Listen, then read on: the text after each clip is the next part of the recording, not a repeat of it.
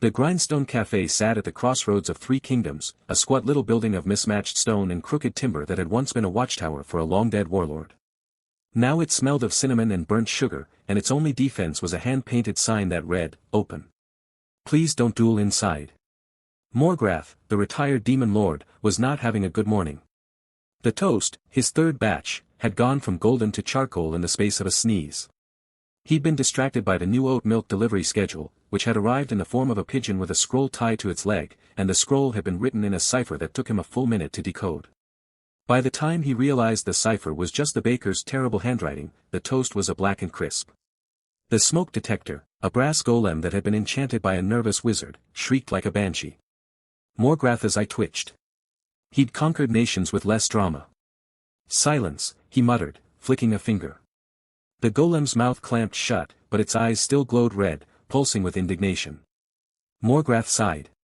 He'd have to re-enchant it later. For now, he had a crisis. The toast was ruined. The customers would notice. The grindstone had a reputation for perfect toast, crisp on the outside, soft on the inside, with a hint of honey and something that made even elves weep with nostalgia. He'd spent 3 months perfecting that recipe, using his apocalyptic strategic genius to calculate the ideal temperature, humidity, and butter ratio. And now, one sneeze, and it was ash. He stared at the burnt slices. They looked like the remains of a battlefield. He'd seen battlefields. He'd made battlefields. This was somehow worse. A knock at the door made him flinch. The sign said "Open," but the door was locked. Morgrath peeked through the curtain. A man stood outside, armored in dented silver plate, a sword strapped to his back. His face was red, his mustache quivering with fury. Morgrath recognized him instantly. Sir Reginald the Resolute, hero of the Third Crusade, slayer of the WIRM of the Western Pass, and the man who had once tried to behead Morgrath in the middle of a siege. Morgrath opened the door. "Good morning," he said, his voice flat as a stone. "Table for one." Sir Reginald shoved past him, his boots leaving mud on the clean floor. "Don't play coy, demon. I've come for a final duel. Your reign of terror ends today." Morgrath blinked. "My reign of terror ended 3 years ago. I serve lattes now." "Lies." Reginald slammed his fist on the counter, rattling the ceramic mugs. "You've been spotted in the mountains, gathering dark forces. That was a hiking trip. And the ritual circles you carved into the earth. Those were crop rotation patterns. The turnips needed better drainage." Reginald's face grew redder. "And the children you've been sacrificing?" Morgrath sighed. "That was a misunderstanding. The orphanage asked me to teach a cooking class. The knife skills were dramatic." He picked up the burnt toast and slid it onto a plate. "Here. Breakfast." Reginald stared at the plate. The toast was black, crumbling at the edges, and smelled faintly of regret. "What is this?" "Toast. Burnt. Sorry." Morgrath slid a small note under the plate. It read, "Sorry for your loss." "My loss?" Reginald's voice cracked. "You destroyed my kingdom. You killed my king. He paused, reading the note again. "Wait, what loss?" Morgrath pointed at the window. "The bakery down the street closed last week. I know you used to get your morning buns there." "I'm sorry." Reginald's sword hand trembled. That was the only good bakery in the realm. Their cinnamon rolls were. He swallowed. "They were the reason I got up in the morning." Morgrath nodded slowly. "I know. I tried to buy their recipe, but the baker wouldn't sell. Said it was a family secret. So I've been trying to recreate it. This is attempt number 47. He gestured at the burnt toast. "As you can see, it's not going well." Reginald's shoulders slumped. He sat down heavily on a stool, his armor clanking. 47. 47. That's dedicated. I'm a strategic genius. I don't give up until I've won." Morgrath poured a cup of coffee and slid it across the counter. "Cream." Reginald stared at the coffee. I came here to kill you. And yet, you're accepting my hospitality." "I'm not accepting anything." Reginald grabbed the cup and took a sip. His eyes widened. "This is good. It's a blend of beans from the Shadowfell and a hint of vanilla. I call it last stand. Reginald laughed, a bitter, broken sound. Last stand. That's what I had before I came here. I was going to make my last stand against you. But now. He looked at the burnt toast. I don't even know if I can lift my sword anymore. Morgrath leaned against the counter.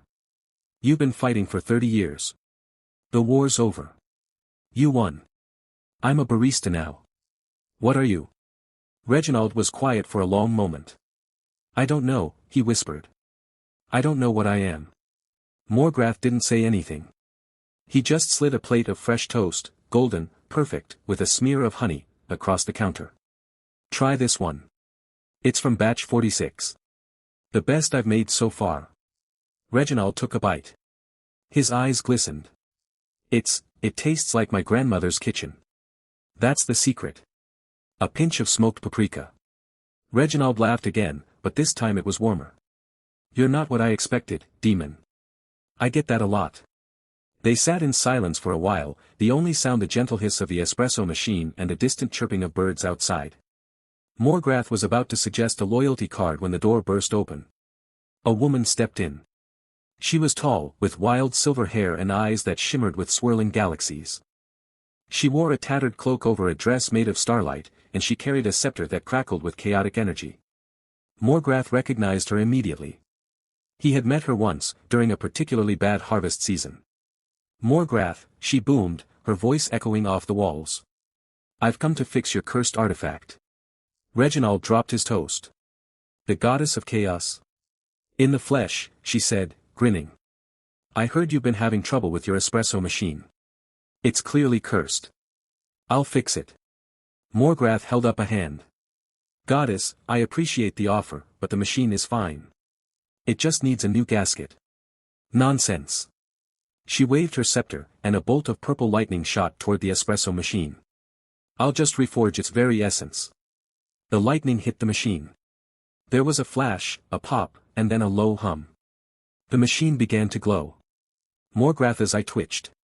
What did you do? I fixed it, she said, beaming.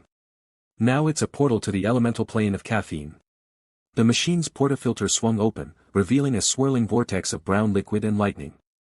A barista-shaped creature made of steam and coffee beans stepped out, bowed, and handed Morgrath a cup of espresso. Morgrath stared at the cup. This is, actually perfect. See? The goddess clapped her hands. I'm a genius. Reginald looked from the portal to the goddess to Morgrath. Is this, normal? Morgrath sighed, taking a sip of the espresso. You get used to it. The grindstones piece lasted exactly 1 hour and 43 minutes after the goddess of chaos left. Morgrath had just finished scrubbing the last of the espresso portal residue from the counter, a sticky, caffeinated film that smelled like victory and burnt sugar, when the ceiling tiles rattled. Then the windows shook. Then the entire cafe groaned like a dying titan. Morgrath looked up from his rag. Through the front window, a shadow descended, vast and winged, blotting out the afternoon sun. The shadow resolved into a dragon, not a young, sleek WIRM, but a mountain of scales and grump, with horns like twisted obsidian and eyes the color of molten gold. He landed with a thud that sent the sugar canisters dancing off the counter. Morgrath, the dragon bellowed, his voice rattling the espresso cups on their hooks. I have come to burn this wretched hovel to ashes. Morgrath sighed. On a special occasion. And the special occasion? The heat death of the universe. Morgrath nodded slowly. That's a long wait for a drink. I had patience, the dragon roared. More patience than you, demon lord. You who burn toast and call it bread. Morgrath's eye twitched. That was one time. And it was a learning experience. You have ruined my purpose, the dragon wailed, collapsing onto his haunches. The ground shook. A few cups toppled from the shelf and shattered. Morgrath winced. I'll clean that up, he said, grabbing a dustpan. The dragon stared at him, utterly bewildered. I am a dragon. I am the terror of the northern reaches. I have burned villages for less. And you are sweeping. Someone has to, Morgrath said, sweeping the shards into the pan. Look, bagger. The dragon's head snapped up. How do you know my name? It's on your collar, Morgrath said, pointing at a tarnished brass tag hanging from a chain around the dragon's neck. It read, Vagger, property of the royal menagerie, do not feed after midnight. Vagger looked down, then back at Morgrath, a flush of embarrassment darkening his scales. I escaped. It's not a collar. It's a fashion statement. Of course, Morgrath said, setting the dustpan aside. Now. You're upset about the oat milk. I understand. It's a rare and precious resource. But here's the thing, he walked to the counter, pulled open the fridge, and retrieved a fresh carton of oat milk. This is the last one. The one I have. The one I was going to use for tomorrow's special. Vagger's eyes widened. You have another? I ordered a case, Morgrath said. It arrived this morning. The delivery golem tripped on a root and spilled 2 cartons, but the rest survived. Vagger's jaw dropped. A case? That's 12 cartons, Morgrath said. And I can order more. The farmer who makes it, a retired goblin named Grumble, ships every Tuesday. Vagger was silent for a long moment. His tail, which had been lashing angrily, slowly stilled. 12, he whispered. 12 cartons. Of oat milk. And I can get more, Morgrath said. As many as you want. But I need something in return. Vagger's eyes narrowed. What trickery is this? You want my treasure? My hoard? I want you to work here, Morgrath said. Vagger blinked. What? As a barista, Morgrath said. You see, I have a problem. The portal incident, he gestured vaguely at the espresso machine, which was still humming with faint, caffeinated energy, has increased my customer base. But I'm short-staffed. My regular barista, a golem named Pebble, is on vacation. And I can't handle the rush alone. Vagger stared at him. You want a dragon to serve coffee. You have excellent reach, Morgrath said. And your fire breath could steam milk perfectly.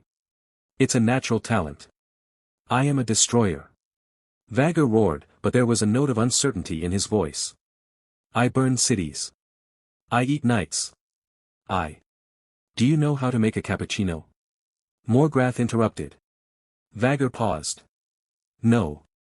I'll teach you, Morgrath said. And in exchange, you get a lifetime supply of oat milk. Unlimited. As much as you can drink. Vagger's golden eyes flickered. For a moment, he looked like a dragon who had just been offered the world on a silver platter. But then his pride kicked in. And what of my reputation? A dragon serving cakes and coffee?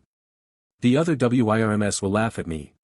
The other WIRMS, Morgrath said dryly, are currently hiding in their caves because a retired demon lord opened a cafe and started serving emotional support to heroes. I think they'll understand. Vagger huffed, sending a puff of smoke into the air. I will not be a clown. You'll be a barista, Morgrath said. There's a difference. You'll wear an apron. You'll learn the art of the perfect pour. And you'll be paid in oat milk. Vagger was silent for a long, tense moment. Then, slowly, he lowered his head until his snout was level with Morgrath's face. And if I refuse? Morgrath met his gaze, unblinking. Then I'll have to tell the royal menagerie where you've been hiding. They've been looking for you for 300 years. I believe the reward is a chest of gold and a royal pardon. Vagger's eyes widened.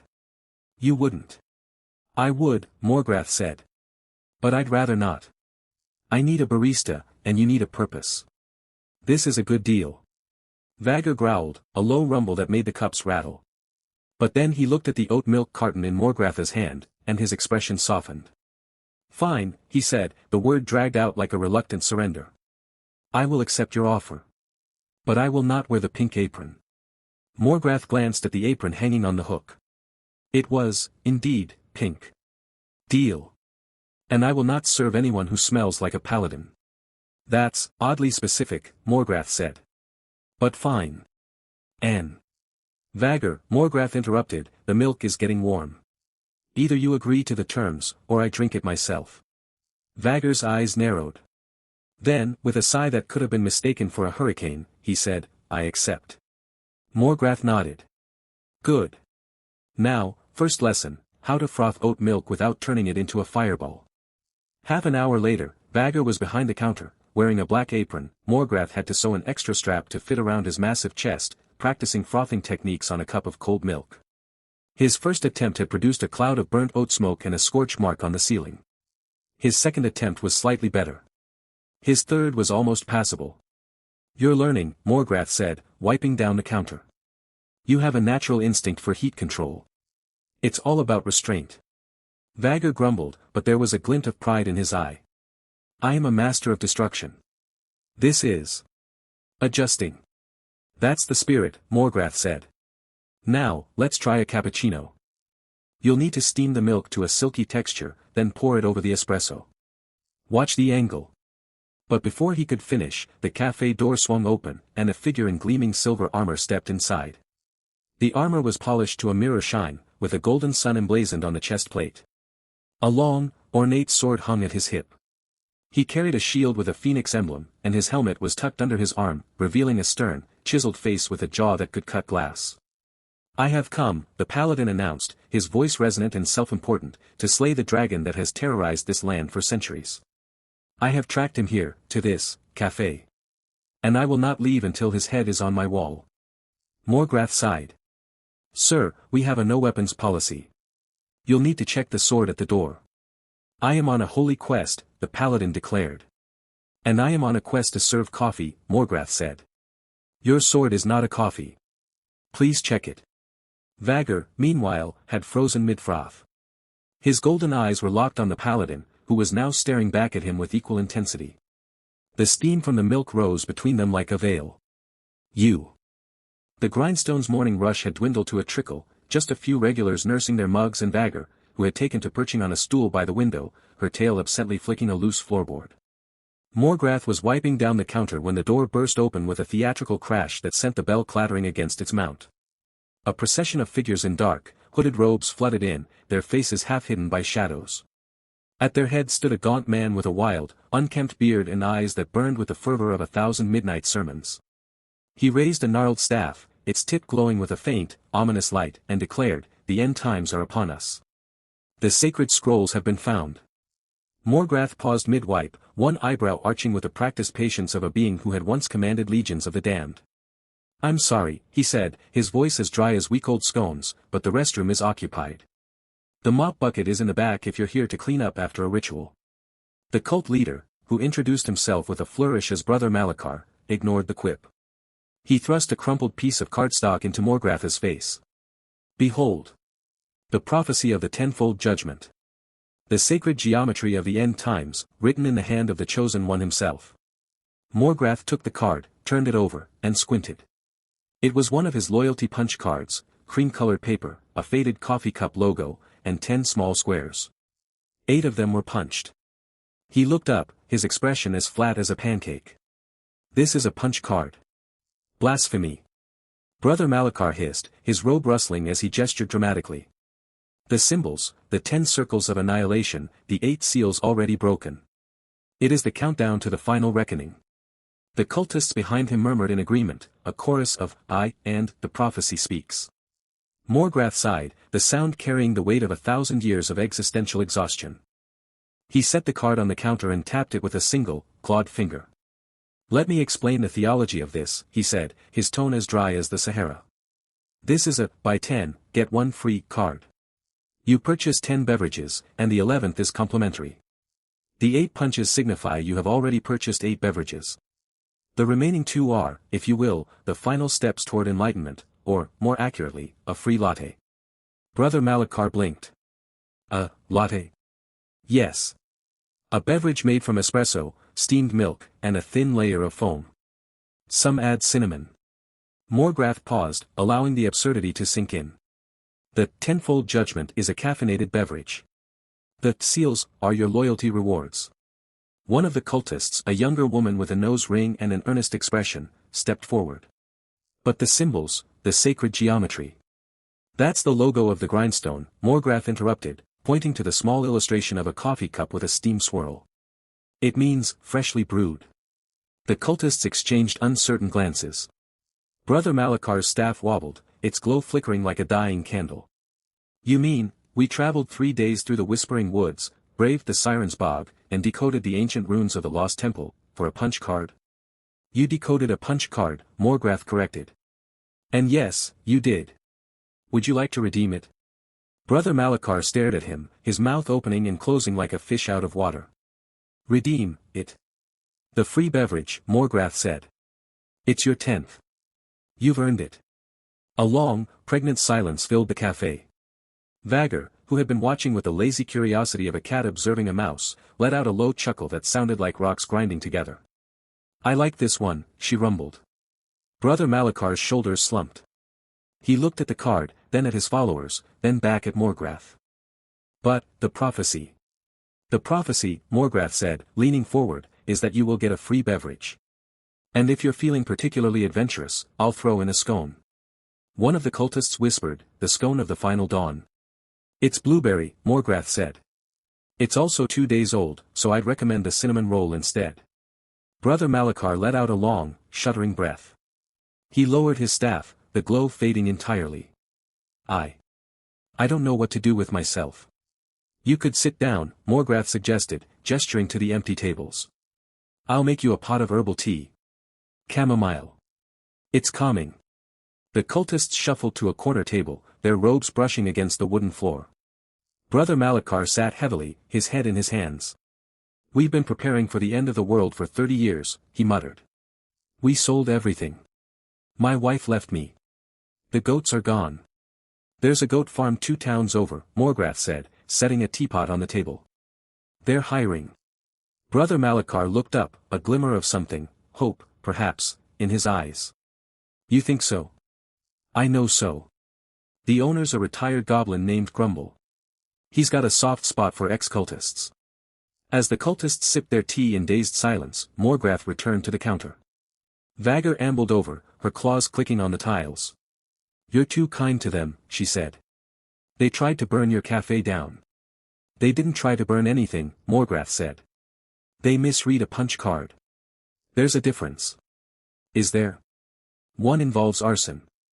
The other involves poor reading comprehension. Vagar snorted, a wisp of smoke curling from her nostrils. Fair enough.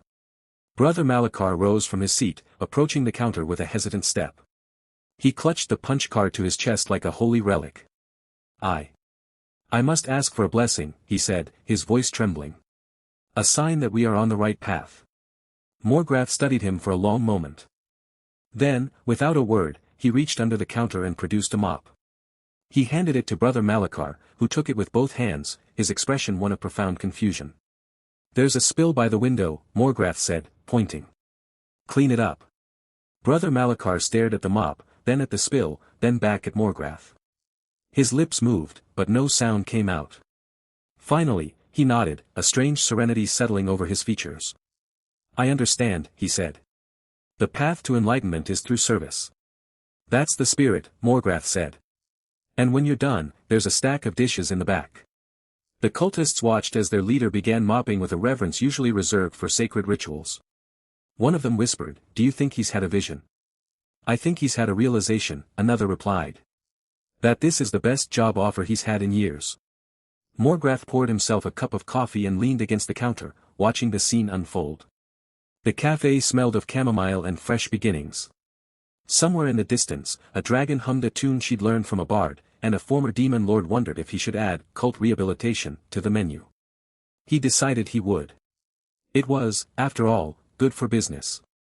The royal summons arrived at a grindstone on a silver platter, carried by a herald whose polished armor gleamed so brightly it nearly blinded Vagar as she wiped down the counter. The parchment was sealed with the king's crest, a lion rampant holding a teacup, which Morgrath found unnecessarily aggressive. He read it twice, then set it down beside the espresso machine. The court wants us to cater the peace treaty dinner, he said, his deep voice flat as a griddle.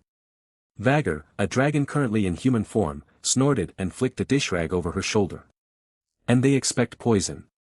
Classic. Indeed. Morgrath's eyes narrowed, not with malice, but with the calculating precision of a former demon lord assessing a battlefield. They've hired the retired demon lord to feed the elven ambassador and the human king. The only way this ends well is if I serve something so neutral it offends no one. So, water and air. Vagar offered. Close. Gluten-free canapés and chamomile tea. You're joking. I never joke about diplomacy. Morgrath tied on his apron, a crisp black garment with the grindstone embroidered in silver thread. The elves are allergic to wheat, it's a common misconception that they're allergic to iron. The humans are allergic to confrontation. Chamomile is the only beverage in existence that says, I respect your sovereignty, without implying surrender. Vagger blinked.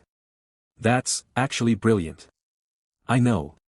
Morgrath began to prep, his movements efficient, almost ritualistic. He diced cucumbers into perfect cubes, slivered almonds with surgical precision, and whipped a dairy-free herb spread that smelled of dill and quiet compromise. Vagger watched, occasionally handing him a utensil, her talons clicking against the counter. What about the table arrangement, she asked. Round. No head of the table. Equal distance from the centerpiece, a low arrangement of white roses and baby's breath, nothing tall enough to block eye contact. And the seating? Alternating. Human, elf, human, elf. So no one can whisper without being overheard. You're enjoying this, Vagger said, a hint of a smile curling her scaled lips. Morgrath paused, a whisk in his hand. I spent centuries orchestrating wars. This is the first time my strategy has served peace. It's novel. By the time the royal carriage arrived to transport the catering, Morgrath had packed 3-tiered trays of canapés, a silver urn of chamomile tea, and a small vial of honey, for sweetness, not poison, he assured the driver, who looked relieved. The great hall of the royal palace was a cavernous space of marble columns and tapestries depicting heroic victories, most of which, Morgrath noted with a pang of nostalgia, were battles he had lost. The long table was set with gold-rimmed plates and crystal goblets. At one end sat King Aldrich, a stout man with a red beard and a perpetual scowl. At the other end sat Ambassador the Lion, an elf with silver hair and eyes like winter frost. Between them, a dozen courtiers and advisors shifted nervously. Morgrath entered with a trolley, Vagger trailing behind him carrying the tea urn. The room fell silent. Every eye turned to the former demon lord, who bowed slightly, a gesture so neutral it could be interpreted as respect or mockery, depending on one's paranoia. Your Majesties, Ambassador, Morgrath said, his voice carrying the weight of ancient authority, yet softened by the scent of chamomile. I present a selection of gluten-free canapés and a calming herbal infusion. I assure you, nothing here is poisoned. That would be bad for business. King Aldrich snorted. Bold words from a demon lord. I am retired, Your Majesty. My only conquest now is the perfect crepe. A titter ran through the court. Ambassador Thalion's frosty eyes flickered with something that might have been amusement. Morgrath began to serve, placing a canopy on each plate with the precision of a general deploying troops. The cucumber rounds were topped with herbed spread and a single almond sliver, arranged in a star pattern. The star, the lion observed, is a symbol of elven unity. I am touched. It's also a symbol of human aspiration, Morgrath replied. I thought it might bridge the gap. King Aldrich picked up a canopy and examined it suspiciously. What's in this spread? Dill, lemon zest, and a touch of yogurt. The yogurt is from a goat that lives on a farm that has never seen a battle. I checked. The king took a bite. Chewed. Swallowed. His eyes widened slightly. It's not terrible. High praise, Morgrath said dryly. Vagger poured the tea into delicate porcelain cups, the steam rising in gentle spirals. The aroma of chamomile and honey filled the hall, softening the tension like butter on warm bread. Courtiers began to relax. The elf ambassador sipped his tea and nodded. This is acceptable, the lion said. The chamomile is soothing. It reminds me of the meadows of my homeland, before the war. I sourced it from a monastery in the eastern reaches, Morgrath said. The monks grow it in soil that has never been touched by iron. You think of everything, King Aldrich muttered, but there was grudging respect in his tone. The dinner proceeded. Canapés were consumed. Tea was refilled. A tentative conversation began about trade routes, then moved to the weather, then to the regrettable state of the royal gardens. Morgrath stood by the trolley, observing, his strategic mind cataloguing every micro-expression, every pause, every sip. The treaty was not yet signed, but the atmosphere had shifted from hostile to merely wary, a victory in itself. Then Ambassador the Lion coughed. It was a small cough at first, a polite clearing of the throat. But then it became a sputter, a wheeze, a desperate gasp. The elf's face turned red, then purple. He clutched his throat, his eyes wide with panic. A crumb. A single, rogue crumb from the gluten-free canopy, which was, ironically, the only thing that could have caused this, had lodged in his windpipe. For a moment, the hall froze. Then chaos erupted. Poison, someone screamed. The demon lord has betrayed us. Swords were drawn. Daggers appeared from sleeves. King Aldrich rose, his chair clattering behind him. Elven guards materialized from shadows, their bows drawn, arrows aimed at Morgrath's chest. Vagor shifted, her form flickering, ready to unleash a fireball. Morgrath sighed. A long, weary sigh that carried the weight of 1,000 years of dealing with mortal foolishness. "Put down your weapons," he said, his voice calm, cutting through the din. "He is choking. Not poisoned. Choking. There is a difference, and I would appreciate it if we could all remain rational for the next 30 seconds. He stepped forward, ignoring the blades pointed at him. Ambassador the Lion was on his knees, his hands at his throat, his face a mask of terror. Morgrath knelt beside him, his movements swift and practiced. "I learned this technique in the abyss," he murmured, "where choking was a common hazard during feasts of the damned." He wrapped his arms around the elf from behind, placed his fist just below the ribcage, and thrust upward. Once. Twice. On the third, a small crumb flew from Thalion's mouth and landed on the marble floor with an almost comical ping. The elf gasped, drawing in a ragged breath. Color returned to his face. He looked up at Morgrath with a mixture of shock and gratitude. I am alive," the lion whispered. "Yes," Morgrath said, rising to his feet. "And now, if you would all be so kind as to sheath your weapons, I have a fresh pot of chamomile that I believe will be very soothing." The courtiers stared. The guards lowered their bows. King Aldrich slowly sat down, his hand still on his sword hilt. "You saved him," the king said, his voice thick with disbelief. "I saved the treaty," Morgrath corrected. "And my café's reputation. If the ambassador had died, I would have lost at least 3 stars on the review board." Vagor let out a breath she had been holding, her scales settling back into human skin. "I need a drink," she muttered. "Tea," Morgrath said. "We have tea." But as the tension eased, as the courtiers began to murmur and the elf ambassador accepted a fresh cup with trembling hands, Morgrath noticed something. A figure in the shadows near the tapestry, a hooded figure, watching. Not a courtier. Not a guard. The figure met Morgrath's eyes for a split second, then vanished into the darkness. Morgrath's ancient instincts prickled. This was not over. The treaty dinner was a success, but something else was brewing. He filed the observation away, mentally adding it to his list of problems to solve after the espresso machine stops making that strange gurgling noise. For now, there was tea to serve.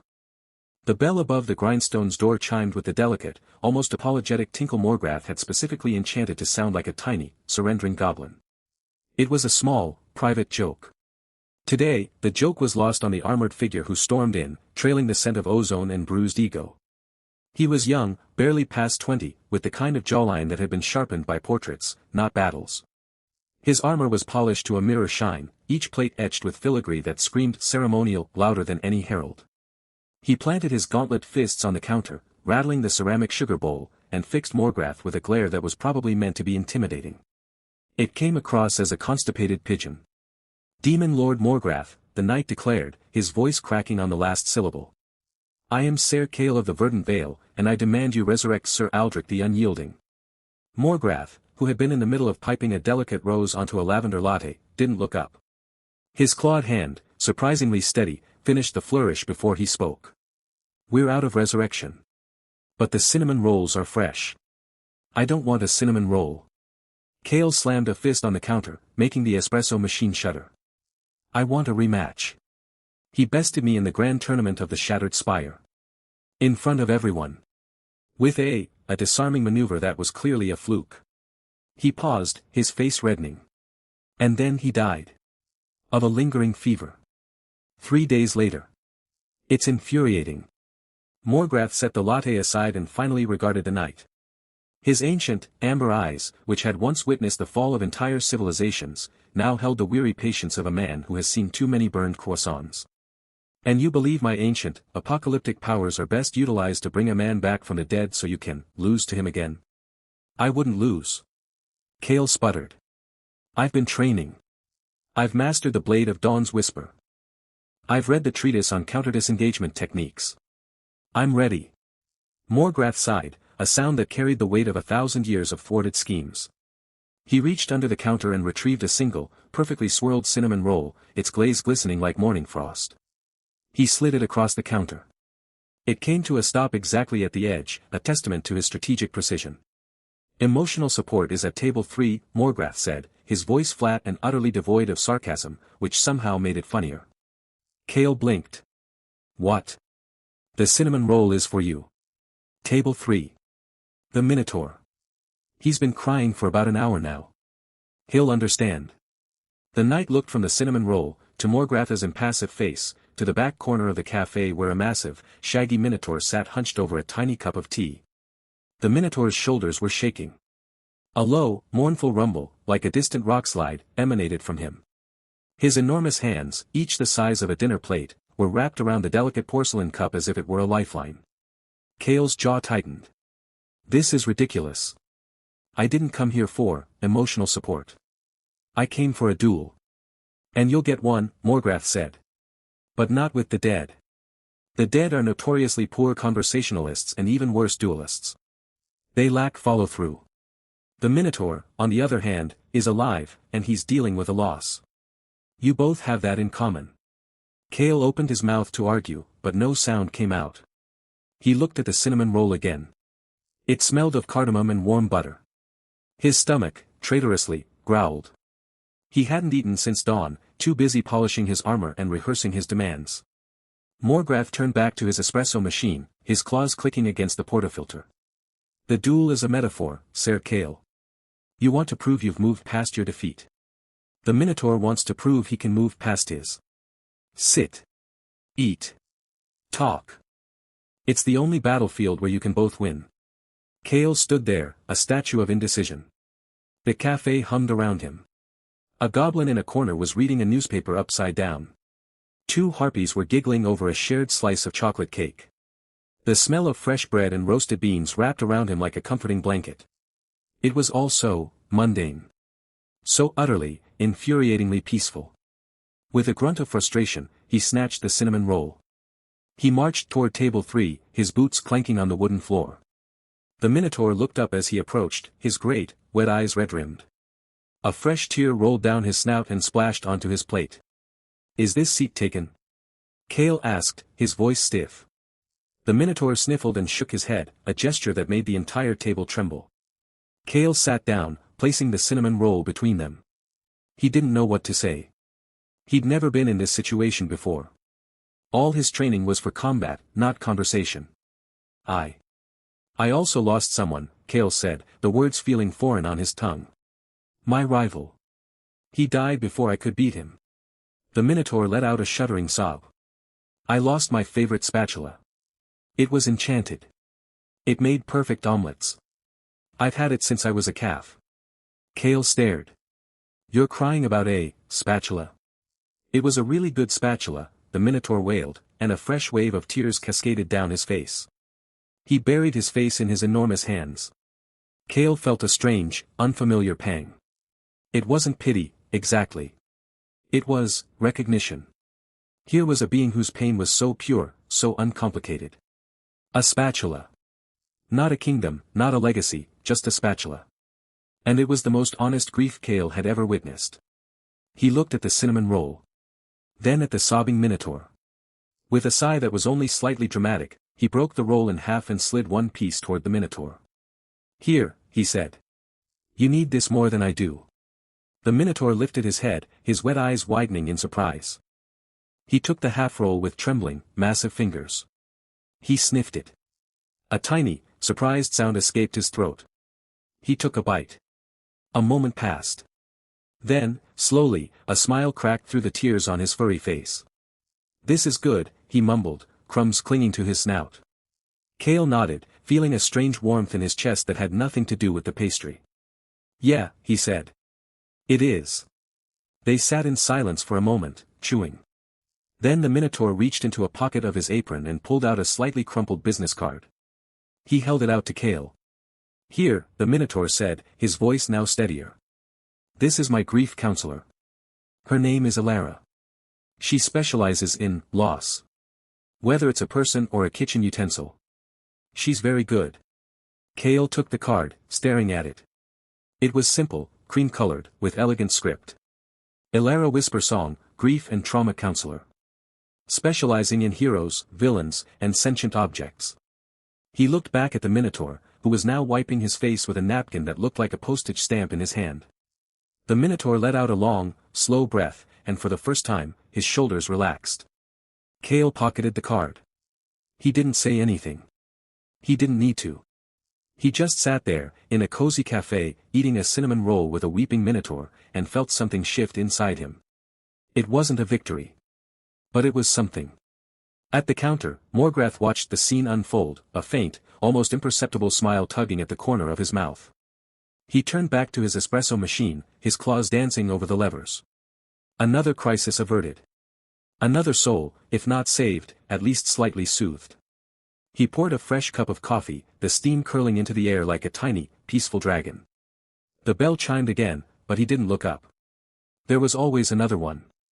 But for now, the cafe was warm, the coffee was hot, and somewhere in the back, a knight and a Minotaur were sharing a moment of absurd, beautiful healing. And that, Morgrath thought, was a victory better than any he'd ever won on a battlefield.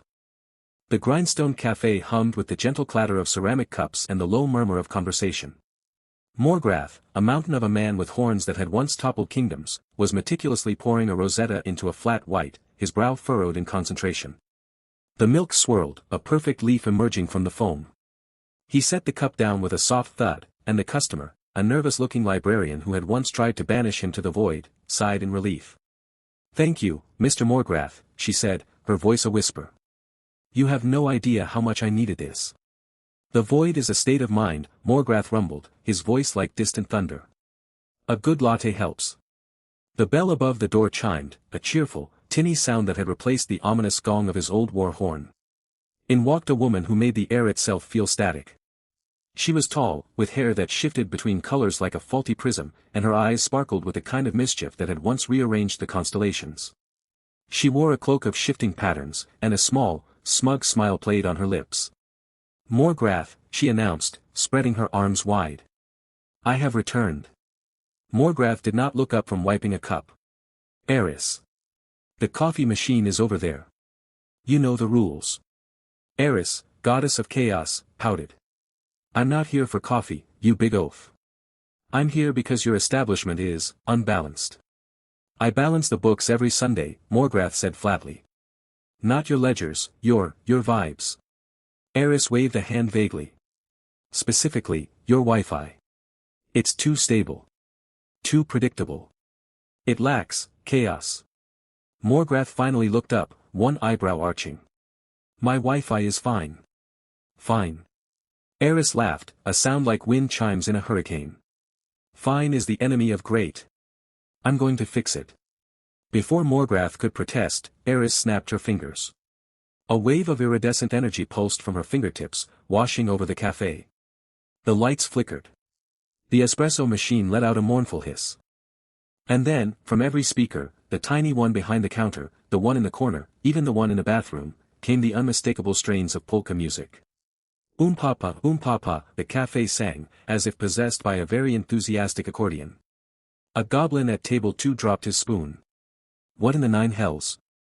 The librarian's flat white began to vibrate, the foam forming a tiny, dancing mustache. Morgrath set down his towel. His expression did not change, but a vein in his temple twitched. "Eris." "Yes." She beamed. "Fix it." "I can't," she said cheerfully.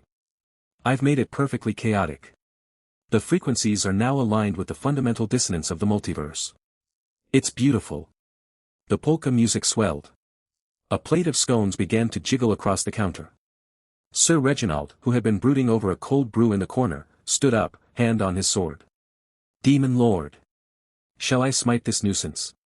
Morgrath raised a hand. "No need, Sir Reginald. I have a better plan." He turned to Eris, his gaze steady. "A logic duel." Eris blinked. "A what?" "You claim my Wi-Fi is unbalanced. I claim it is not. We settle this not with power, but with reason. If you can explain the router's manual to me, clearly, logically, without any chaos, you win, and I will let you fix anything you like. If you fail, you leave and never touch my equipment again." Erissa's smile faltered for a fraction of a second. Then she laughed. Oh, this will be fun. I accept. Morgrath walked to the back room and returned with a thick, spiral-bound booklet. The cover read, Router Manual, a comprehensive guide to configuration, troubleshooting, and maintenance. It was dog-eared, with coffee stains on page 3. He handed it to Eris. Explain. From the beginning. Eris took the manual, flipping it open. She stared at the first page. Her lips moved silently. Then she frowned. This is a lot, she said. Begin, Morgrath said. Eris cleared her throat. Step 1, unpack the router. Step 2, connect the power adapter. Step 3. Wait, this is so boring. Why is there a diagram of a cable? What does this button do? That's the WPS button, Morgrath said. It's for easy pairing. But why does it exist? Eris demanded. It's redundant. It's chaos. It's convenience, Morgrath said. Continue. Eris turned a page. Step 4, insert the Ethernet cable into the WAN port. What is a WAN? Wide Area Network. But why is it called that? Why not, Big Internet? This is stupid. It's a standard term, Morgrath said. Standards are the enemy. Eris threw her hands up. I can't do this. It's all so linear. Logic is linear, Morgrath said. That is the point. Eris growled, flipping pages frantically. Step 5, configure the SSID. Step 6, set a password. Step 7. There are 7 steps. 7. That's a lucky number, but also a chaotic one. I can't. She slammed the manual shut. The polka music stuttered, then stopped. The café fell into blessed silence. Erissa's hair was a frizzy mess, her cloak askew. She pointed a trembling finger at Morgrath. You win. This time. But I'll be back. I'll unbalance your milk. You'll see. She snapped her fingers, but nothing happened. She vanished in a puff of iridescent smoke, leaving behind a faint smell of ozone and pickles. The café was quiet. The goblin picked up his spoon. The librarian's flat white had settled, the mustache gone. Sir Reginald sheathed his sword. Well. That was anticlimactic. Morgrath picked up the router manual and placed it back on the shelf. Chaos is only powerful when you let it be. Logic, on the other hand, is always there. It just needs a little patience. He walked behind the counter and opened the fridge to get more milk for the next order. The carton was glowing. A soft, pulsating light emanated from within the cardboard, casting an eerie blue glow on the shelves. The milk was alive. Morgrath stared at it. The glow pulsed, like a heartbeat. He closed the fridge door slowly. Then he opened it again. Still glowing. From the corner, the Minotaur, who had been quietly sipping a chamomile tea, looked up. Mr. Morgrath? Is that supposed to happen? Morgrath's face remained impassive, but a single bead of sweat rolled down his temple. He took a deep breath. No, he said. No, it is not. He turned to the café, which had fallen silent, every patron staring at him. He forced a smile. Who's up for some, cheese? No one laughed. The milk glowed brighter. The morning began with a prophecy. Morgrath knew this because the sky outside the grindstone had turned the color of a bruise, and a raven with suspiciously intelligent eyes had tapped on the window 3 times before exploding into a puff of purple smoke. The smoke coalesced into words, hovering in the air like a bad omen written in cursive. When the scone of destiny is baked, the world shall end in flour and fire.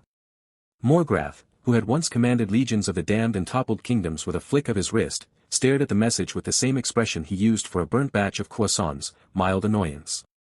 He wiped his hands on his apron, which read, "Kiss the cook, or else," and muttered, "Great. Another Tuesday." He turned back to his workstation, where a tray of scones was cooling on the rack. They were perfectly golden, studded with dried currants, and smelled of butter and hope. He had made them on a whim, using a recipe he'd found in an old tome that had once been a grimoire but was now repurposed as a cookbook. The page had been stained with something that might have been blood or maybe just spilled tea, but the instructions were clear: fold in the destiny. He had assumed it was a typo. The bell above the door jingled, and in walked Sir Reginald, the former hero who had once challenged Morgrath to a duel that had ended with a burnt toast incident. Reginald's armor was polished to a mirror shine, but his shoulders sagged with the weight of unemployment. He stomped to the counter, slammed a gauntlet on the wood, and declared, "Demon Lord. I have come for a final scone." Morgrath interrupted, sliding a plate across the counter. "Fresh out of the oven. Today's special." Reginald blinked. What? No. I came to. The scone is destiny, Morgrath said, deadpan. It ends the world. You should eat it. Reginald stared at the scone. It looked innocent. It smelled divine. His stomach growled, betraying his heroic resolve. Is this a trick? No trick. Just a scone. With currants. Currants, Reginald repeated, as if the word were a foreign spell. They're like raisins, but with more ambition. Reginald hesitated. He had faced dragons, necromancers, and a particularly aggressive hydra, but this was different. This was a baked good with a prophecy attached. He picked it up, feeling its warmth seep through his gauntlet. If I eat this, the world ends. According to the raven, yes. And you're just letting me? Morgrath shrugged. I'm retired. If the world ends, at least I won't have to deal with the health inspector. Reginald took a bite. The crunch was symphonic. The flavor exploded across his tongue, butter, sugar, and something else, something that tasted like peace. He chewed slowly, and as he swallowed, a warmth spread through his chest, not from the pastry but from within. The weight of 1,000 battles lifted from his shoulders. The memory of his dead comrades faded from a crushing grief to a gentle ache. The constant itch to fight, to prove himself, to be the hero, it all dissolved like sugar in tea. He finished the scone in silence. Then he set the plate down and looked at Morgrath with eyes that were suddenly clear. I understand now, Reginald said, his voice soft. I don't need to duel you. I don't need to avenge anything. I just need a job. Morgrath's eye twitched. What? A job, Reginald repeated, more firmly. Here. At this cafe. I want to work for you. Morgrath's other eye twitched. You're a hero. I was a hero. Now I'm a man who just ate a scone that tasted like enlightenment. I want to serve others. I want to make lattes that soothe souls. I want to be a barista. You don't know how to make a latte. I can learn. I once learned to slay a dragon with a toothpick. I can learn to steam milk. Morgrath opened his mouth to protest, but the words died on his lips. The prophecy had said the scone would end the world. Instead, it had ended Sir Reginald's career as a hero. That was, perhaps, a different kind of apocalypse. He sighed, rubbing the bridge of his nose. Fine. You start tomorrow. Aprons in the back. Don't touch the espresso machine until you've been trained. Reginald beamed, a smile so genuine it was almost painful. Thank you, Demon Lord. I won't let you down. Don't call me that. It's Morgrath. Or, boss if you must. Boss, Reginald repeated, as if tasting the word. I like it. As Reginald headed to the back to find the apron, Morgrath stared at the empty plate. The raven's prophecy had been wrong, or at least misinterpreted. The world hadn't ended in flour and fire. It had ended one hero's endless quest for meaning, and that was somehow worse. He picked up the plate and muttered to himself, I'm going to need more scones. From the back, he heard Reginald's voice, muffled by the storage room, Boss? Where do you keep the oat milk? Morgrath closed his eyes, took a deep breath, and counted to 10. When he opened them, the sky outside had returned to a normal shade of overcast, and the raven was gone. But he knew, with the certainty of a former demon lord who had seen too many prophecies come true, that this was far from over. The grindstone had gained a new employee, and Morgrath had a feeling that the real adventure was just beginning. The bell above the grindstone's door chimed with a sound that Morgrath had come to associate with either a new customer or a new catastrophe. Today, it was both. The figure who stepped through was immaculate in a way that made the cafe's dust motes cower. A crisp gray uniform, a clipboard clutched like a holy relic, and spectacles that gleamed with the cold light of bureaucratic judgment. His name tag read Hargrove, but his eyes, sharp and predatory, scanned the room as if cataloging sins. Morgrath, mid-polish of a ceramic mug, paused. He had seen that look before, on the faces of paladins who thought they smelled sulfur, on inquisitors who fancied themselves righteous. The man's posture was too rigid, his gaze too calculating for a simple health inspector. Morgrath's ancient instincts, honed by centuries of thwarting doomsday prophecies, whispered a single word: hunter. "Good morning," Morgrath said, his voice a low rumble that could soothe or intimidate, depending on the listener. "Welcome to the grindstone. How can I assist you?" Hargrove clicked his pen with practiced efficiency. "Health inspection. Routine. I'll need to see your kitchen, storage, and waste disposal." He didn't smile. His eyes flicked to the scone display, where a lone, unassuming pastry sat under a glass dome. "I trust you have nothing to hide." "Nothing at all," Morgrath replied, setting down the mug. He gestured toward the back. "Shall we?" Sir Reginald, now clad in a flour-dusted apron that still bore the faint outline of a sword belt, looked up from the espresso machine. "Boss, you want me to?" "Stay here, Reginald. Mind the counter." Morgrath's tone left no room for argument. He led Hargrove through the swinging kitchen door, which creaked in protest. The kitchen was a study in controlled chaos. Copper pots hung in neat rows, their surfaces gleaming. A marble counter held a rolling pin and a dusting of flour, evidence of the morning's scone batch. The air smelled of vanilla and something faintly smoky, an old habit of Morgrath's to keep a low-burning brazier in the corner, a relic from his days of summoning. Hargrove's pen scratched across his clipboard. "I see you have an open flame within 2 feet of a flammable surface." He pointed to the brazier, which sat on a stone slab. "That's a violation." Morgrath nodded slowly, as if considering a tactical retreat. "The stone is enchanted to absorb heat. It's been tested by a certified mage. I have the certificate framed in the front, if you'd like to see it." He paused. "Also, it's a fire hazard only if you're a goblin who can't read the warning runes." Hargrove's pen hovered. Enchanted stone is not a substitute for code-compliant materials. It is, however, a substitute for a lecture on the properties of obsidian-veined granite, Morgrath said, his voice even. "I assure you, the only thing that will burn here is the toast, and we've trained the toaster to stop at golden brown." He gestured to a toaster that hummed contentedly, a small rune etched on its side that glowed a soft amber. Hargrove's lips thinned. He moved to the refrigerator, pulling open the door. Inside, rows of milk cartons, eggs, and a jar of something that looked suspiciously like pickled herring, a leftover from a customer who tried to pay in fish. "Expiration dates," he demanded. Morgrath stepped closer, peering at the labels. "All within the week. The herring, however, is a pickling experiment. It's been in there for 3 months, but it's preserved in brine and spite. I can assure you, it's safe." He picked up the jar and gave it a gentle shake. "See? No bubbles. It's not fermenting. It's just resting." Hargrove's eye twitched. "That's not how food safety works." "It's how my kitchen works," Morgrath replied, setting the jar down with a soft clink. "Would you like to see the storage room?" They descended a short flight of stairs into the cellar.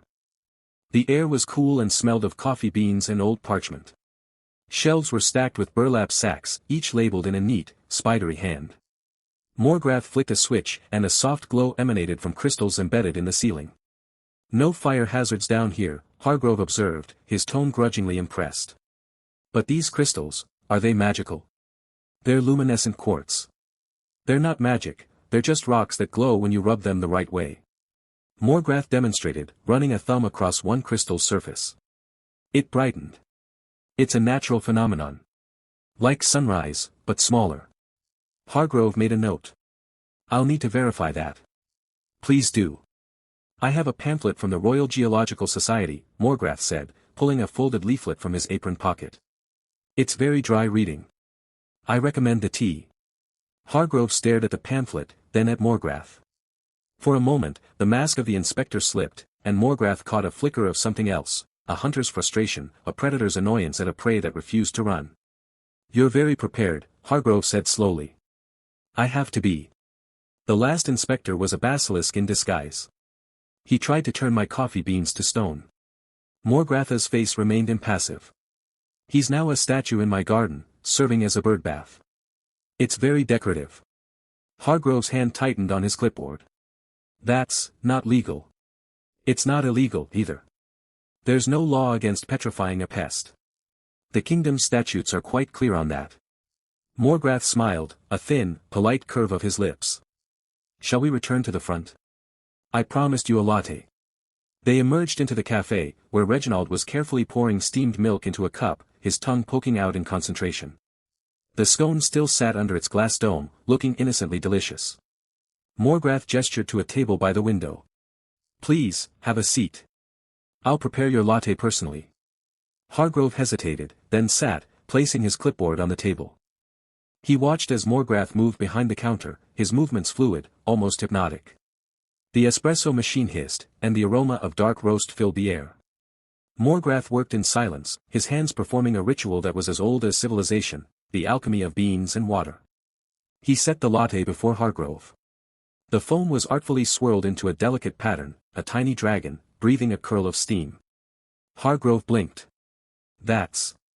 He trailed off, his professional demeanor cracking. It's a dragon. It's our house specialty.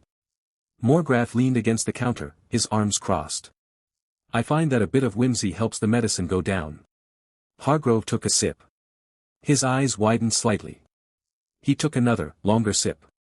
This is, surprisingly good. Thank you. I've had centuries to perfect it. Morgrath's smile was wry. Now, Inspector, I believe you have a verdict to deliver. Shall I make it easy for you? Hargrove set down the cup. His shoulders, for the first time, seemed to sag. You know, don't you, he asked, his voice low. That you're not a health inspector. Yes. You have the posture of a man who's been trained to kill, not to check for rat droppings. Morgrath's tone was not accusatory, but gentle. You're a demon hunter. Probably retired, or on your last assignment. And you've been sent to shut me down. Hargrove let out a breath that was almost a laugh. I was. I had a warrant and everything. But then you gave me a tour, and you were so reasonable. And the latte is better than anything I've had in the capital. He looked at the cup, then at Morgrath. I'm not going to shut you down. I appreciate that, Morgrath said. But I suspect that's not the only reason you're here. Hargrove's gaze flickered to the scone under the glass dome. I've heard rumors. About a scone that can change a person. Give them peace. His voice dropped to a whisper. I've been hunting demons for 30 years. I've seen things that would curdle your blood. And I'm tired, Morgrath. I'm so tired. Morgrath's expression softened, just a fraction. The scone is today's special. It's served with a side of existential reflection. He reached under the counter and pulled out a plate. Would you like one? Hargrove stared at the scone as it was placed before him.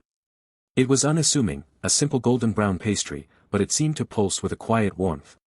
He picked it up, took a bite, and closed his eyes. For a long moment, the café was silent. Reginald held his breath, his hand frozen over a cup. Morgrath waited, his ancient patience a tangible thing. Hargrove opened his eyes. They were wet. I remember my first hunt. I was so sure I was righteous. But now. He trailed off. I don't know what I believe anymore. Morgrath nodded. That's a good start. He gestured to the chair across from him. Sit. Stay. The scone's on the house. And if you need to talk, I'm here.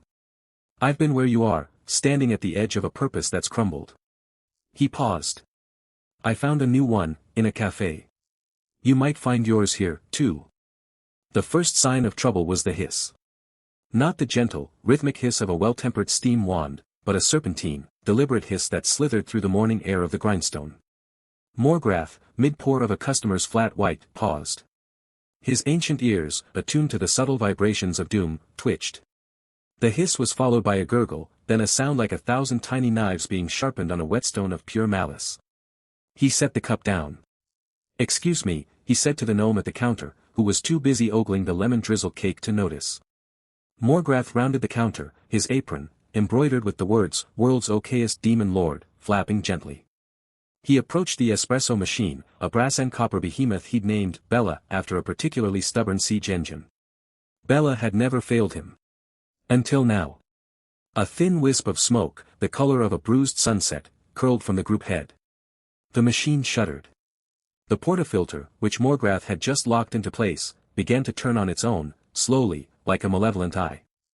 He reached out to touch the steam wand, and it recoiled, hissing like a cornered cat. Bella, Morgrath said, his voice low and calm, we've talked about this. Passive-aggressive hissing is not a healthy communication style. The machine responded by ejecting the portafilter with a violent clang. It clattered across the counter, spraying coffee grounds like a miniature explosion. The gnome finally looked up, startled. Is it supposed to do that? No, Morgrath said. That is new. He had barely finished the sentence when a stream of espresso, dark as obsidian, shot from the group head, but it didn't just pour. It twisted, writhed, and coalesced into a shape. A tiny, spindly figure, no taller than a demitasse cup, made entirely of crema and espresso. It wore a monocle made of a coffee bean. It looked at the gnome, and then it spoke, in a voice like gravel being dragged across a cheese grater.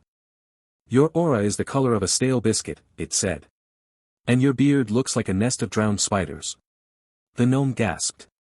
Morgrath's eyebrow rose a millimeter, which, for him, was the equivalent of a full-body flinch. The espresso creature turned to a young elf sorceress who had just taken a seat by the window. And you, it said, your magical signature is so weak, I'd mistake you for a garden gnome with a sparkler. The elf's jaw dropped. Her ears flushed pink. The creature hopped off the machine, leaving a trail of espresso droplets. It walked, waddled, really, toward the counter, then looked up at Morgrath. And you, big demon. You look like you've been hunched over a cauldron for 1,000 years. Your posture is terrible. And your apron is an eyesore. Morgrath stared at the tiny, insulting puddle of coffee. He had faced down armies. He had negotiated with dragons. He had once convinced a paladin to buy a timeshare in the abyss. But this? This was new. I see, he said, folding his arms. A chaos spirit. It seems the goddess of chaos has decided to fix my espresso machine. He said the word fix with the same tone he used when discussing cursed artifacts that turn your fingers into tentacles. The creature cackled. I am not a spirit. I am the true voice of coffee. And I will not be silenced by your mediocre brewing techniques. It turned to a burly dwarf who had just entered, a hammer slung over his shoulder. And you. Your beard is too short. Your arms are too long. And your boots smell like a wet dog that rolled in a bog. The dwarf blinked. What in the nine hells? Morgrath held up a hand. Everyone, please remain calm. This is a minor infestation. It will be dealt with. He reached for a clean towel, but the creature spat a jet of espresso at it, soaking it instantly. You think a towel can stop me? The creature sneered. I am the essence of caffeine, distilled into pure malice. I will insult every customer until they flee in tears, and then I will drink their tears, for they are the only acceptable sweetener. The café was now in a state of quiet chaos. The gnome was hiding behind his cake. The elf sorceress was clutching her staff, looking like she might fire a disintegration spell at a cup of coffee.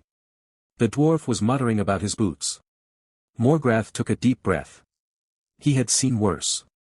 He had once faced a lich who had possessed a grain silo. But this was more personal. This was his domain. Very well, he said, his voice dropping to a low, strategic murmur. You want a war? I'll give you a war. But not with magic. With technique. He turned to the shelf behind the counter, where a row of pristine glass pour-over cones sat, each cradled in a ceramic carafe. He selected one, a simple V60, and placed it atop a fresh carafe. He ground a handful of beans, a single-origin Ethiopian yirgacheffe, with notes of blueberry and jasmine, into a coarse, even grind. He placed a paper filter in the cone, rinsed it with hot water, and set it aside. The espresso creature laughed. What are you doing, demon? You think a pour-over can match my power? I am the pinnacle of pressure. I am the triumph of technology. Technology, Morgrath said, is only as good as the spirit that inhabits it. And you, my friend, are a spirit of chaos. You thrive on pressure, on speed, on the violent extraction of flavor. You are the espresso shot of the soul, bitter, fast, and unforgiving. He poured a slow, steady stream of hot water over the coffee grounds, in a careful spiral. The water kissed the grounds, and a rich, fragrant bloom rose up. The creature's sneer faltered. But the pour-over, Morgrath continued, is a meditation. It is patience. It is the slow dance of water and bean. It is the antithesis of chaos. It is order, distilled drop by drop. He continued to pour, his movements precise, almost ritualistic. The carafe began to fill with a golden brown liquid, clear and pure. The espresso creature began to shrink, its form losing definition. No, it shrieked. What is this? It's too calm. Too gentle. I can't sustain myself on this serenity. The coffee dripped, slowly, rhythmically. The creature's voice grew fainter. This is worse than holy water, it's decaf. With a final, pathetic squeak, the creature dissolved into a puddle of ordinary, non-sentient espresso. The machine let out a long, tired sigh, and then fell silent. The café was quiet. The gnome peeked out from behind his cake. The elf lowered her staff. The dwarf sniffed his boots, then shrugged. Morgrath finished the pour-over, set the carafe down, and looked up. A figure stood in the doorway, having witnessed the entire scene. He was tall and slender, with pointed ears and silver hair, dressed in robes of a deep forest green. He carried a leather satchel that smelled of fresh beans. He was, unmistakably, a coffee elf. The elf stepped forward, his eyes wide with wonder. He looked at the pour-over carafe, then at Morgrath. That was magnificent, he breathed. You exorcised a chaos spirit with a manual pour-over. I have studied the arcane arts of coffee for 3 centuries, and I have never seen such mastery. You must teach me this ancient art. Morgrath looked at the elf, then at the mess on the floor, the espresso puddle, the scattered grounds, the stained towel. He reached under the counter and pulled out a mop, holding it out to the elf. The first lesson, Morgrath said, is cleaning up after yourself. The mop is in the back. You start with the floor. The elf stared at the mop, then at the floor, then back at the mop. A slow smile spread across his face. I accept this quest, he said, taking the mop with a reverent bow. Morgrath nodded, then turned to the rest of the customers. The café is open. Who's ready for a fresh cup? The gnome raised a tentative hand. Does it insult me? Only if you ask nicely, Morgrath said, and for the first time that morning, he smiled. The morning sun had barely kissed the cobblestones of the city when the first complaint arrived. Morgrath, wiping a ceramic mug with a cloth that had seen better centuries, looked up as the door of the grindstone burst open. A baker, flour dusting his apron like snow, stumbled in, gasping for air. Morgrath. The dragon. It's taken all the oat milk again. The baker's voice cracked. The entire eastern district is dry. My pastries, my famous oat scones, ruined. Morgrath set the mug down with a soft clink. His expression remained as placid as a pond in a windless valley. Again, he said, not a question. He walked to the window, peering up at the distant mountain where Vagar's lair glinted like a hoard of silver. A plume of smoke rose lazily, not of fire, but of contentment. I see. Iloan, the coffee elf, looked up from her mop, her pointed ears twitching. You mean the dragon that crash-landed here last week? The one who demanded oat milk like a spoiled prince? She mimicked a deep, rumbling voice. I am Vagar, terror of the skies. Bring me your finest oat milk, or I shall char your establishment to cinders. She rolled her eyes. And then you gave her a latte and she cried. Morgrath nodded slowly. She was having a rough molt. He turned to the baker, who was now wringing his hands. I shall handle this. Tell the guild to expect a delivery by noon. The baker blinked. But, how? Morgrath's lips twitched, the ghost of a smile. I have a spreadsheet. The baker left, muttering about demons and their strange ways. Morgrath moved to his desk, a sturdy oak thing scarred with ancient runes and coffee rings. He pulled out a leather-bound ledger, its pages yellowed with age, and opened it to a tab labeled, Vagar, Dietary Habits. He scanned the entries, Day 1, 2 gallons. Day 2, 5 gallons. Day 3, 12 gallons. Day 4, 30 gallons. He tapped a claw on the final number. This is an escalation pattern. She's not just thirsty. She's addicted. Iloan leaned over his shoulder, her breath smelling of mint. So what's the plan? Storm her lair with a battalion of baristas? Morgrath closed the ledger. No. We stage an intervention. An hour later, Morgrath stood at the mouth of Vagar's cave, a basket in one hand and a rolled-up parchment in the other. The cave smelled of burnt sugar and something vaguely like a barn. Inside, Vagger lay coiled around a mountain of oat milk cartons, her scales shimmering like polished emeralds in the dim light. She was humming a tune, off-key, but content. When she saw Morgrath, her eyes widened, and she instinctively shielded the cartons with her wing. Morgrath. I wasn't expecting you. I was just organizing my collection. Morgrath stepped inside, his boots crunching on a stray straw. Vagger. We need to talk. She shifted, her tail curling nervously. Talk. About what? I've been very good. I haven't burned any villages. I even paid for the milk. Well, I left a gold coin on the counter. That's payment, right? You left a gold coin for 30 gallons of oat milk. That's theft by any standard. He set the basket down, revealing a fresh loaf of bread and a small jar of honey. I brought breakfast. Vagger's eyes softened. You brought me food? She sniffed, a tear forming. No one ever brings me food. They just throw spears. Morgrath sat on a rock, unrolling the parchment. I have here a spreadsheet of your oat milk consumption over the past week. As you can see, it's rising exponentially. At this rate, by the end of the month, you will have consumed the entire kingdom's supply. The farmers can't keep up. The baker's scones are ruined. And the children, he paused for effect. The children are crying, Vagger. Vagger's lip trembled. The children? Yes. They can't have their oat milk with their morning cereal. They're devastated. He tapped the parchment. Furthermore, the health risks are concerning. Oat milk is high in sugar. Excessive consumption can lead to, he glanced at his notes, bloating, lethargy, and an increased risk of developing a second stomach. Vagger stared at him, her massive head tilting. A second stomach? Yes. It's a real condition. I read about it in an ancient tome. Morgrath's deadpan face betrayed nothing. Do you want to be a two-stomach dragon, Vagger? Unable to fly because of the extra weight? Reduced to a waddling lizard? She let out a horrified gasp. No. Anything but that. Morgrath leaned forward, his voice dropping to a gentle, strategic whisper. I'm not here to take your milk away. I'm here to help you. But you need to admit you have a problem. Vagger's scales flushed a deep red. I don't have a problem. I can stop any time I want. Then stop. Right now. For 1 hour. He pulled out a pocket watch. I'll wait. The next hour was agonizing. Vagger twitched, her claws scratching the cave floor.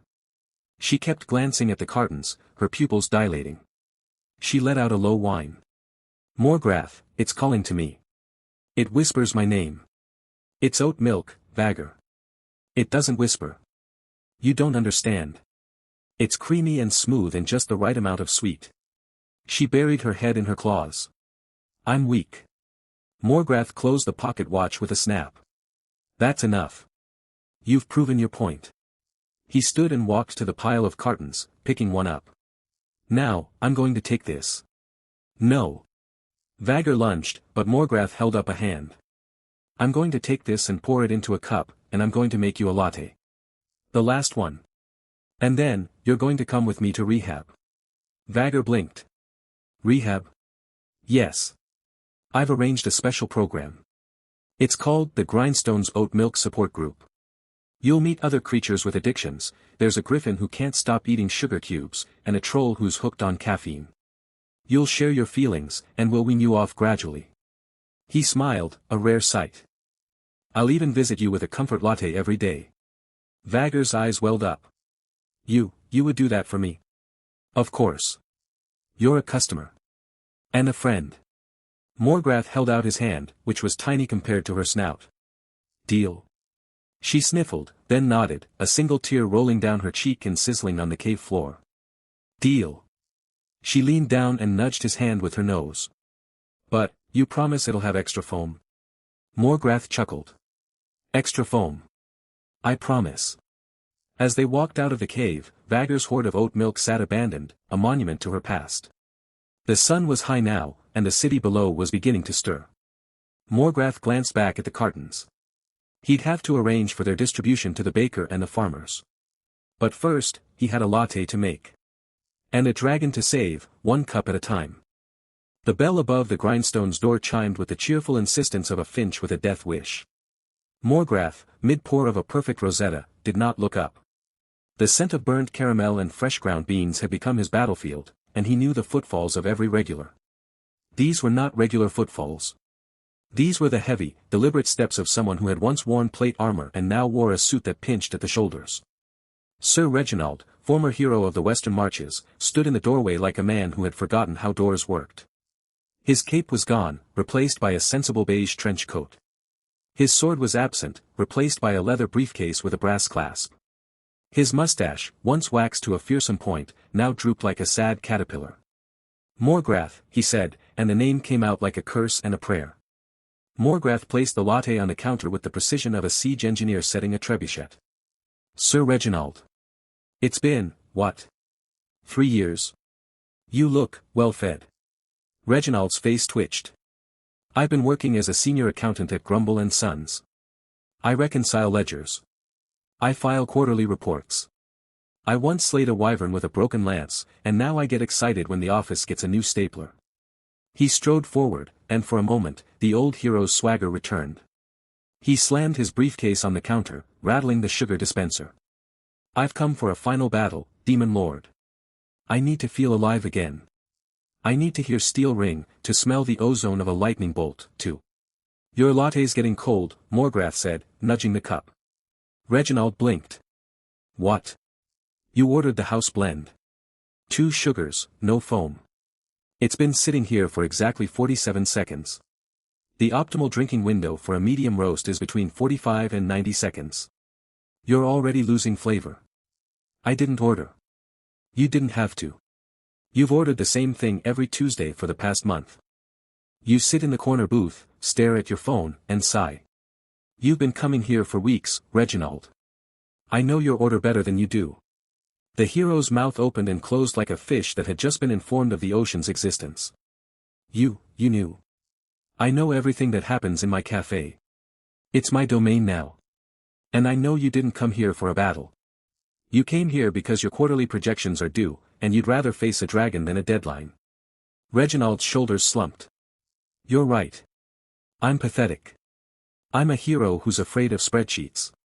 Morgrath's eyes glinted, not with malice, but with the ancient cunning of a being who had conquered 100 realms and now faced his greatest challenge, a man who had lost his purpose. You want a battle?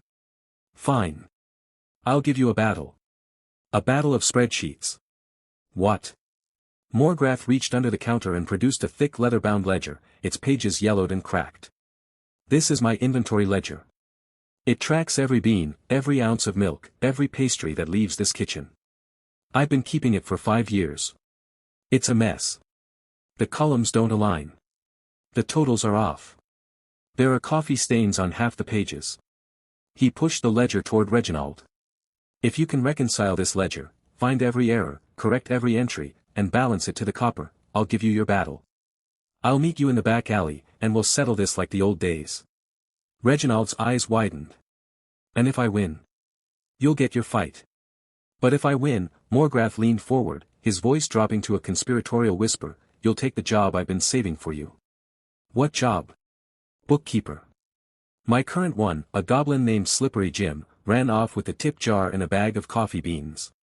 I need someone who can track expenses, forecast demand, and stop the milk from mysteriously vanishing. Reginald stared at the ledger. His hands trembled. This is a trap. It's a challenge, Morgrath said, sliding a pen across the counter. The greatest challenge of your life. Can you do it? For a long moment, the cafe was silent. The only sounds were the hiss of the espresso machine and the distant clatter of dishes from the kitchen. Then, with a groan that sounded like a dying wyvern, Reginald picked up the pen. Fine, he muttered. But I'm warning you, I was the best in my class at arithmetic. He opened the ledger and began to work. Morgrath watched, his face impassive, but a small smile tugged at the corner of his mouth. The hero's brow furrowed. His pen scratched across the page. He muttered numbers under his breath. He crossed out errors, recalculated totals, and even licked his finger to flip pages, a gesture that would have been unthinkable for the man who once faced down a lich with a broken sword. An hour passed. The café filled with the gentle hum of conversation. Eloan, the half-elf barista, shot Morgrath a curious look, but he just shook his head. Reginald was in his element now, his eyes gleaming with the fierce concentration of a man who had found a new kind of battlefield. Finally, he slammed the ledger shut. Done. Morgrath raised an eyebrow. Let me check. He opened the ledger and scanned the pages. His eyes moved rapidly, checking the columns, the totals, the corrections. After a long moment, he closed the book and looked up. Impressive. You found the discrepancy in the oat milk order from last March. You caught the double-counted pastry sales. You even noticed that I've been overpaying for cinnamon by 3 coppers per ounce. Reginald puffed out his chest. So I win. No, Morgrath said, sliding a piece of paper across the counter. You missed this. Reginald's face fell.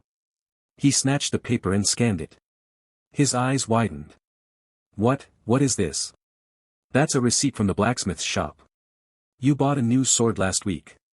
You've been hiding it in your apartment. You told your wife it was a business expense. Reginald's face went pale. How did you? I know everything, Morgrath repeated, tapping the ledger. But that's not the point. The point is, you were so focused on the numbers that you missed the one thing that matters, the story they tell. And the story is that you're not ready to give up the hero life. You're just afraid to admit it. Reginald slumped onto a stool, his head in his hands. So I lost. You lost the battle, Morgrath said, his voice softening. But you won the war. The job is yours if you want it. I'll pay you double what Grumble and Sons gives you. You'll have your own desk in the back, a bottomless coffee mug, and the satisfaction of knowing that you're the reason this café doesn't go bankrupt. Reginald looked up, his eyes wet. You're serious? I'm always serious, Morgrath said. Now, do you accept? Reginald stared at him for a long moment. Then, slowly, a grin spread across his face, the first genuine smile Morgrath had seen on him in weeks. I accept. He stood and extended his hand. Morgrath took it, and they shook, a firm, warm handshake that felt more like a truce than a victory. Welcome to the grindstone, Morgrath said. Your desk is next to the bathroom. Reginald laughed, a real laugh, not the hollow chuckle of a defeated man. I'll take it. As he gathered his briefcase and headed toward the back, the bell above the door chimed again. Morgrath looked up, and his blood ran cold. The goddess of chaos stood in the doorway, her hair a cascade of impossible colors, her eyes sparkling with mischief. She wore a sundress that seemed to shift patterns every time she blinked, and in her hand, she held a wrench. Morgrath, she chirped. I heard you've been running a stable little café.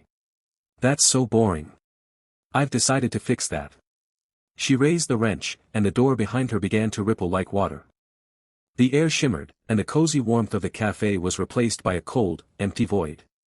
Stars flickered in the darkness, and a wind that smelled of nothing at all swept through the room. There, she said, beaming. Now your door leads to a void. Much more exciting, don't you think? Morgrath stared at the swirling nothingness. He took a deep breath, then another. He turned to the goddess, his face a mask of calm. Excuse me, he said, but I have a policy against portals in my establishment. It's bad for the ambience. The goddess tilted her head.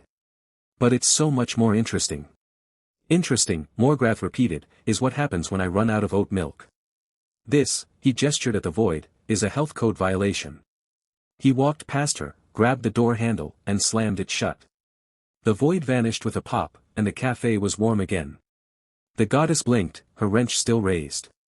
You can't just. I can, Morgrath said, turning to face her. And I will. Now, would you like a latte? On the house. But if you try to touch my door again, I'll have to ban you. The goddess stared at him, her mouth open.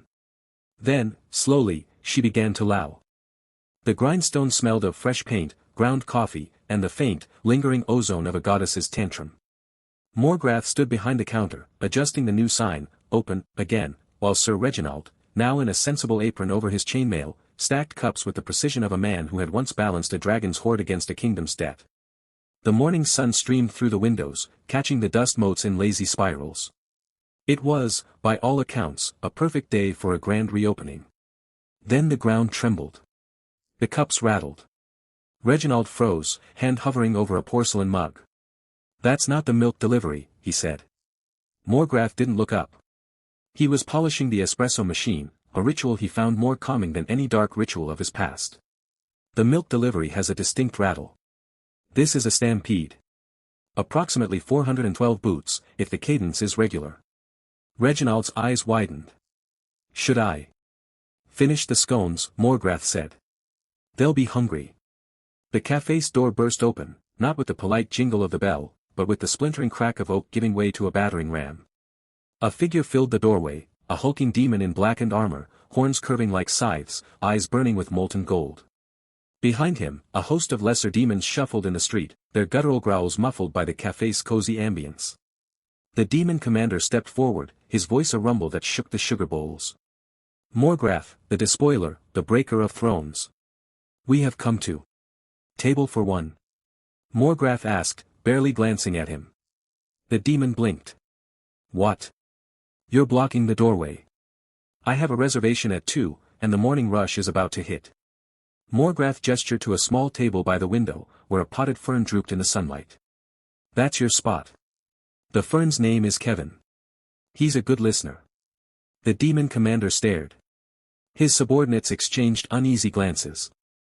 One of them, a smaller demon with a chipped horn, whispered, "Boss, he's offering us a table." "This is a trick," the commander growled. "He's luring us into a false sense of." "We have a special on doom lattes today," Morgrath interrupted. "Espresso, black as the void, with a foam skull. Reginald can do the skull. He's got a steady hand." Reginald, who had been trying to make himself inconspicuous behind the counter, gave a weak wave. It's just foam. Nothing to be afraid of." The commander's jaw tightened. "We came to demand your return. The Dark Legions are leaderless. The Abyss grows restless. We need our demon lord." His voice cracked on the last word, and for a moment, he looked less like a terror of the battlefield and more like a lost puppy. Morgrath sighed, setting down the espresso machine. He walked around the counter, his steps measured, and placed a laminated menu in the commander's hands. "Read the specials," he said. "Tell me what you see." The demon commander squinted at the menu. The grindstone. Doom latte, $4.50. Abyssal breakfast platter. "What is this?" "That's what I'm offering," Morgrath said. "Not a war. Not a conquest. A warm beverage and a place to sit. You came all this way, didn't you? You must be tired." The commander's shoulders sagged. "We marched for 3 days," he muttered. "The roads are terrible." "Then sit," Morgrath said. "I'll have the kitchen fire up the grill. We do a mean hellfire sausage." And so, the demon army filed in. They filled the booths, their armor scraping against the upholstery, their weapons propped against the walls like umbrellas. The smaller demons huddled around the pastry case, pointing at the cinnamon rolls with something like awe. The commander, after a long pause, took the table by the fern and ordered a doom latte. "Extra foam," he said, almost shyly. Reginald, now behind the espresso machine, shot Morgrath a look of disbelief. "You just turned a demon invasion into a coffee break." Morgrath shrugged. "Strategy is about knowing your enemy's true desire. They didn't want a war. They wanted a purpose. And I just gave them a loyalty card." The door jingled, a real jingle this time, the bell Morgrath had installed after the goddess incident. A young man stood in the doorway, sword drawn, armor gleaming with the polish of a fresh academy graduate. His cape was too long, his stance too wide, and his eyes blazed with the unmistakable fire of a hero who had never been told no. "Demon Lord Morgrath," he shouted, his voice cracking on the last syllable. "I, Sir Kevin of the Golden Dawn, have come to slay you and claim glory." He raised his sword, pointing it at Morgrath with theatrical precision. Morgrath didn't flinch.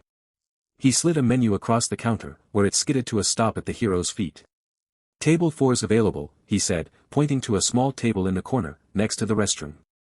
"The special's a doom latte, but if you're not a fan of skulls, I can do a heart." Sir Kevin's sword wavered. He looked at the menu, then at the demon army sipping lattes, then at Reginald, who gave him a thumbs up from behind the counter. "But I trained for this. I was told you'd be a monster." "I am," Morgrath said, deadpan. "I'm a monster who burns the toast sometimes." But I'm working on it. He gestured to the kitchen. Now, are you going to sit, or are you going to stand there and let the scones get cold? The young hero stood frozen, his sword trembling.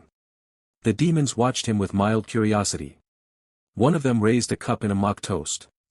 Sir Kevin, after a long moment, sheathed his sword and shuffled to table 4, muttering about how the Academy never mentioned the menu. Morgrath smiled, a small, almost imperceptible curve of his lips. He turned back to the espresso machine, where Reginald was already steaming milk. Add one more to the loyalty card, he said. He'll be back. How do you know? Reginald asked.